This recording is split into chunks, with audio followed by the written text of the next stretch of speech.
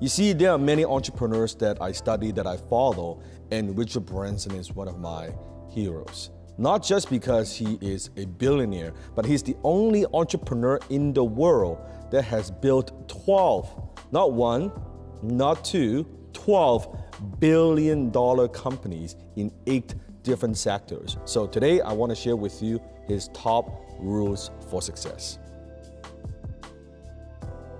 At an early age, I am dyslexic. When I went off to school, I found conventional schoolwork hopeless. IQ tests, I would, whichever way I turned them, I couldn't make sense of them. I decided at a very young age that I needed to get out of this environment and carve my own way in life. Same thing with me. When I first came to Canada, I was a C student. I wasn't one of those people that had a good education or that had a good resume. In fact, I never ever graduated from college. I never went to university. So that's just me. There's a saying is C students, the students that don't do particularly well in school, they are the ones who go out there and build companies, and they are the entrepreneurs, and eventually the B students and A students end up working actually for the C students. That happens too. So don't let that hold you back. Just because someone labels you a certain way or you don't do well in school, and comment below if you are not an A student, that's perfectly fine. I didn't do that well in school. Richard didn't do that well in school. What an entrepreneur needs to do, first of all, is come up with an idea that will make a positive difference to other people's lives. And then you need to get a great group of people around you who believe in what you're trying to do. And then you need to just say, screw it, let's do it, and get on and try it. You see, as an entrepreneur, it's not about you being just knowing everything and you'll be able to do everything. No, first, you gotta have a good idea. Then you might have a chance, not guaranteed, but you might have a chance for success. Here's my definition of an entrepreneur. I believe an entrepreneur is a person with a vision who orchestrates other people's time, money, resources, and talents to make his or her vision real. Ponder on that. Somebody came along to the magazine with a tape. I loved the music, didn't have a record company, sent him to lots of other record companies. Nobody would sign him. And so decided to form a little record company around him, and it did well. So that was the start of our record company.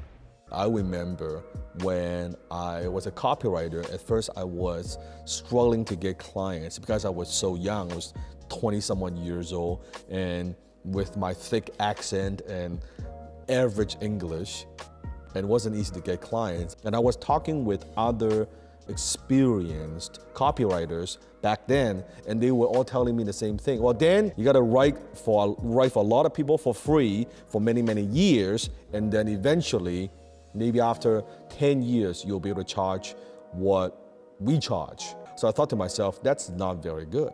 I don't have that much time. What could I do? I need to ignore conventional wisdom. Instead of taking the stairs, I want the elevator. So I came up with the idea. I put together a little program. I interviewed some of the best copywriters on the planet at the time. And I interviewed 18, 19 of them. I put together this little product. Instead of giving them a business card, I would give them this package of cassette tapes, right? And I would say, hey, this is a program.